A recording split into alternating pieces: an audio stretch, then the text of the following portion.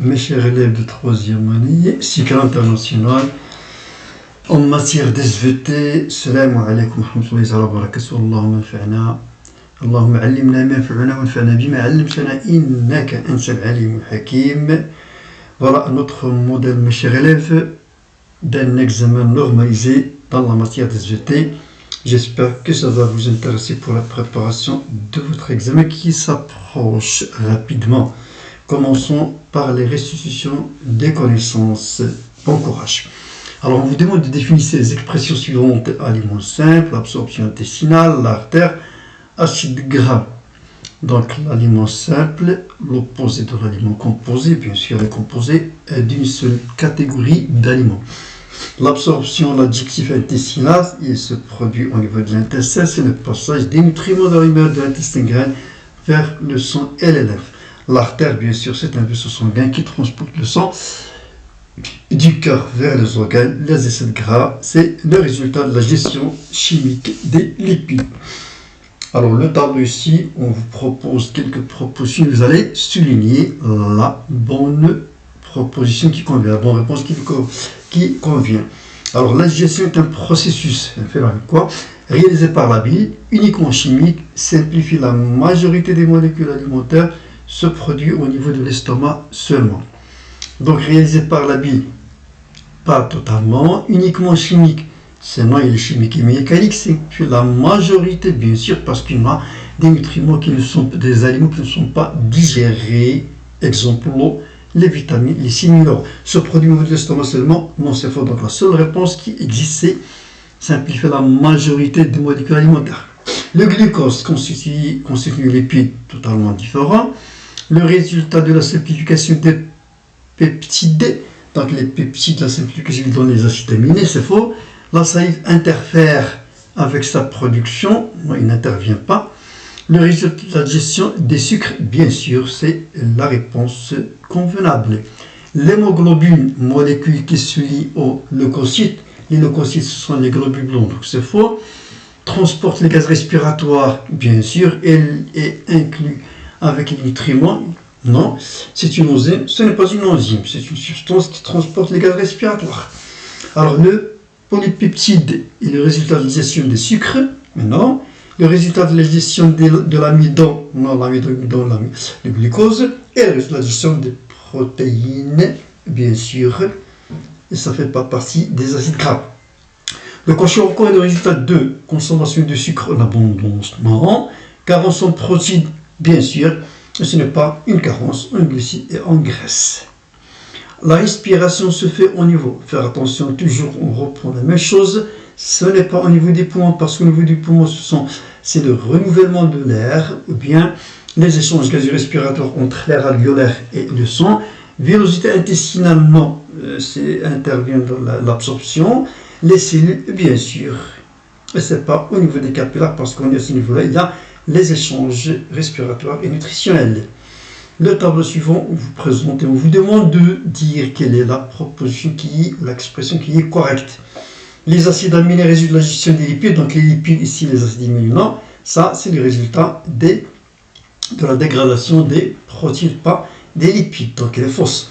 La respiration se produit de la cellule, on vient de le dire, bien sûr. Le plasma ne transporte pas l'eau, mais si, il la transporte. Ainsi, il est transporté par l'hémoglobine. La lave est un intermédiaire entre le sang et les cellules, bien sûr, parce que en cellules il se trouve, ou bien les cellules baignent dans cette substance-là qui est l'intermédiaire entre le sang et les cellules. La proposition, il est juste. Exercice suivant dans la résonance scientifique et la communication écrite et graphique. Alors, vous avez ici un document que vous devriez lire attentivement, tous ces constituants. Alors, pour connaître le rôle du sucre pancréatique, donc j'ai dit, je l'ai répété, toujours vous utilisez un crayon pour souligner les mots-clés et les verbes d'action pour savoir de quoi il s'agit. Donc, pour connaître le rôle du sucre pancréatique dans la digestion de certains aliments, l'expérience suivante est réalisée à l'extérieur du corps, c'est-à-dire in vitro. À l'intérieur du SPICE, et le document explique les résultats. Donc ici, si on revient au texte, on voit qu'il y a ici les éléments suivants qui sont intéressants pour la réponse. Le sucre pancréatique, vous devez savoir de quoi il s'agit, qu'est-ce qu'il contient. la digestion, et vous avez ici l'autre élément, c'est quoi? Ce sont les polypeptides. Alors, ici vous avez ici le sucre pancréatique, vous avez les polypeptides. Essayez de faire la relation logique entre les deux. Alors le résultat est ici. Ici ça c'est le temps en heure. Ici vous avez la concentration en grammes par litre. Donc ici la courbe numéro 2, ici c'est la courbe numéro 1. On vous demande de dire que représente chacune des deux courbes. Il suffit normalement de lire ce qui est écrit ici en fonction du temps. Donc pour la première courbe, ici vous avez la concentration en grammes par litre par des polypeptides, et ici en fonction du temps. Et la deuxième, c'est la courbe des protéides en fonction du temps. C'est très simple de lire ce qui est écrit sur le document. Alors toujours le même exercice, détermine la concentration des polypeptides et des protéines au début et à la fin de l'expérience. Il suffit normalement de relever les valeurs qui sont sur le document. Donc pour les polypeptides au début de l'expérience, vous avez 0 et ici vous avez 4 à la fin. Pour les protéines, vous avez 4 et à la fin de l'expérience 0 déjà. Vous devriez avoir une idée sur l'explication de ce phénomène-là. Comment expliquez-vous cela? Dans quelle relation dois-je me poser la question? Quelle relation il y a entre les polypeptides et les protéines? Donc, vous le savez pendant le cours, que les protéines se dégradent sous l'action d'une enzyme qui s'appelle la protéase ou bien peptine pour donner les polypeptides, et eux aussi ils vont se transformer en acides aminés par la suite par autre enzyme.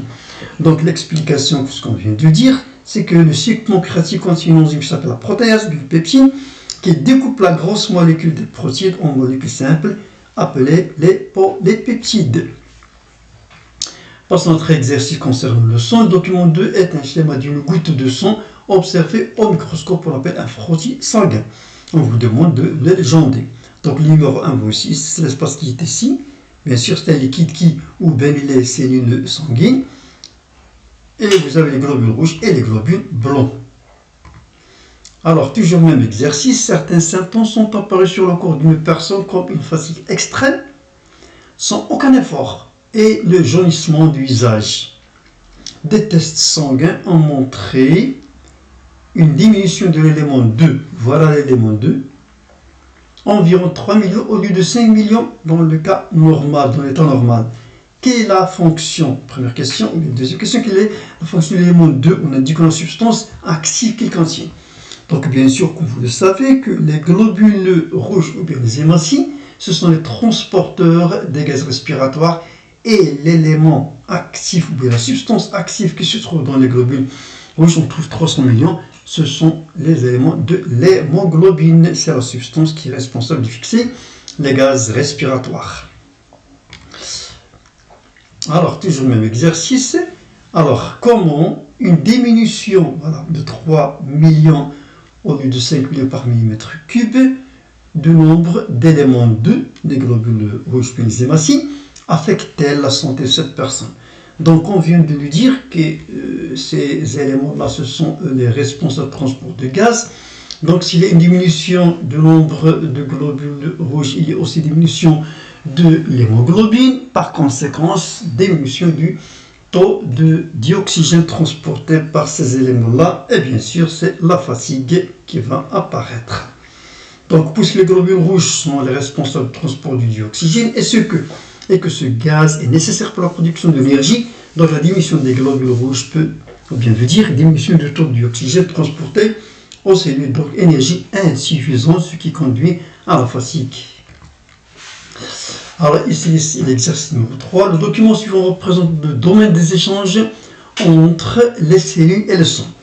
En utilisant les termes suivants placés en face de chaque numéro, bien on va ici de mettre dans ce tableau-là. Et vous avez la légende, on vous propose ça, et vous allez essayer de savoir de quelle légende s'agit-il. Commençons par le numéro 1. Donc le numéro 1, il est là. Vous voyez ici, voilà cet espace qui est là, c'est quoi? C'est l'interstitielle, ou bien les cellules, nos cellules. Numéro 2, donc numéro 2, il est là. Et vous voyez que la flèche, ça veut dire le sang entre. Le sang entre, c'est venu du cœur, donc c'est un artère. Et vous avez ici artériole, parce que c'est le petit des artères. Le numéro 3, il est là, ces éléments qui sont à l'intérieur, il y a 2 points à l'intérieur sur le noyau, donc ce sont bien sûr ces des cellules. Le numéro 4, voilà un vaisseau qui fait le départ de cet organe, donc c'est vénule. Et vous avez le numéro 5, c'est là, celui-là, qui est resté, qui est un vaisseau lymphatique. Alors, toujours le même exercice, vous avez ici le vaisseau sanguin numéro 2, c'est-à-dire l'artériole, ici la vénule, et on vous propose ici les éléments que constitue le sang entrant et le sang sortant, et vous allez mettre la croix dans la case correspondante. Alors, pour le glucose, dans le vaisseau numéro 2, vous avez 90 mg. Est-ce que le vaisseau numéro 4 va contenir 80 ou bien 90 ou bien 100? Donc ici, le glucose, lorsqu'il va entrer, bien sûr, les cellules vont prendre une quantité de glucose et voilà, elle va diminuer, elle ne va pas augmenter. Donc la réponse qui est juste, c'est 80 seulement. Dioxygène va entrer, bien sûr, les cellules ont besoin d'oxygène, une quantité va rester dans les cellules. Donc c'est moindre que 20, c'est 15. Pour le dioxyde de carbone, une quantité qui entre ici, normalement, il sera plus grande. Pourquoi? Parce que les cellules vont oxyder les nutriments et produire du dioxyde de carbone qui va s'ajouter à la quantité qui était dans l'artériole. Donc, c'est 55, plus que 50. Alors, le document suivant montre le cycle d'un organe important dans l'appareil circulatoire. Je m'excuse ici dans le S. Nommez le cycle de cet organe, du cycle. Alors, quel cycle normalement ici? On a une révolution cardiaque ou cycle cardiaque. C'est son nom. Alors, identifiez les phases 1, 2 et 3. Donc, comment on peut savoir quelle phase s'agit-il? Je dois voir l'aspect des oreillers, des ventricules et aussi des valvules auriculo-ventriculaires et ainsi les valvules sigmoïdes, bien les valvules artérielles. Donc, la phase numéro 1, c'est diastole générale, c'est celle-là, c'est-à-dire qu'il y a une relation et le retour du sang dans le cœur, dans les oreillettes. La partie numéro 2, bien la phase numéro 2, systole auriculaire, c'est-à-dire contraction des oreillettes puis le passage du sang vers les ventricules. Et il vous reste normalement systole ventriculaire, c'est-à-dire contraction du ventricule, le passage du sang dans l'artère pulmonaire et l'artère aorte et l'ouverture des valvules sigmoïdes. Alors, où passe le sang dans la phase numéro 2, celle-là? Où est-ce qu'il passe, comme vous le voyez ici, des oreillettes vers les ventricules. Et pendant la phase 3, c'est celle-là. Donc voilà, pour le sang qui était dans le ventricule gauche, il va passer dans l'artère aorte pour les organes, en direction des organes. Et pour celui-là, c'est-à-dire la phase du ventricule gauche vers l'aorte et du ventricule droit vers l'artère pulmonaire, voilà, qui va faire passer le sang dans les poumons pour se débarrasser du dioxyde de carbone. Alors, le document suivant montre la circulation du sang dans le corps, nommez le nom de chaque numéro de ce schéma-là. Donc, le numéro 1, comme son numéro 1 un vaisseau sanguin qui part, fait départ du ventricule droit vers les poumons, c'est l'artère pulmonaire. Le numéro 2, il vient de la partie inférieure du corps, c'est la veine cave inférieure. Le numéro 3 de cette partie-là, c'est l'artère, plutôt c'est le poumon, voilà la feuille, c'est là. Le numéro 4, c'est ça, bien sûr, c'est le cœur. Le numéro 5, de cet endroit-là, ce sont les intestins, voilà, où il y a les échanges gazeux là, et l'absorption des nutriments. Le numéro 6, c'est celle-là, c'est le vaisseau sanguin qui conduit le sang des poumons vers le cœur, c'est la veine pulmonaire. Le numéro 7, voilà le grand vaisseau sanguin dans notre corps, c'est l'artère aorte. Le numéro 8 indique la circulation dans cet endroit, cœur, poumon, poumon, cœur, et celle-là, du cœur vers les organes, donc c'est la grande et la petite circulation. Alors, citez le trajet du sang indiqué par le numéro 9. Voilà le numéro 9. Donc, on fait le départ du cœur, l'artère aorte, vers les organes, puis on revient par la veine cave inférieure. Voilà le trajet suivi. Voilà. Alors, le document montre les différents éléments qui assurent la circulation du sang dans notre corps, légendez-le. Donc, ici, vous avez un vaisseau sanguin, ici, un autre vaisseau sanguin. Ici, vous avez des petits vaisseaux sanguins que vous appelez des capillaires. Donc, le numéro 1, c'est interne artère. L'autre, c'est artériole, un petit qui va normalement se transformer en petit vaisseau sanguin des artérioles. Ce sont des capillaires sanguins. Ici, vous avez le numéro 4, vénule, et ça, c'est la veine qui fait sortir le sang de l'organe vers le cœur. Alors, ce document représente 3 phases du cycle cardiaque. Légendez ce document. Alors la légende, commençons par le numéro 1. Voilà le vaisseau sanguin, celui-là, il prend naissance du ventricule gauche, donc c'est l'artère aorte. Et le numéro 2, voilà celui-là qui part du cœur du ventricule droit vers le poumon, c'est l'artère pulmonaire. Le numéro 4, celui-là, c'est quoi? C'est le numéro 4, c'est la veine cave supérieure qui fait revenir le sang de la partie supérieure du corps vers le cœur, vers l'oreillette droite. Alors, la question suivante, écrivez-le en chaque phase indiquée son médicament. Donc, comme on l'a dit tout à l'heure, je vais voir les différents aspects du cœur, c'est-à-dire les ventricules, les oreillettes, leur aspect, et ainsi que les valvules. Donc, ça, c'est la systole ventriculaire parce qu'il y a le passage du sang des ventricules vers les artères. Donc, ici, vous avez le sang qui va entrer dans les ventricules, c'est la systole auriculaire. Ici, vous avez le relâchement et le retour du sang, c'est la diastole générale. Merci de votre attention, j'espère que ça va vous intéresser. Et comme d'habitude, je vais vous laisser une citation que je pense que ça va vous initier pour travailler.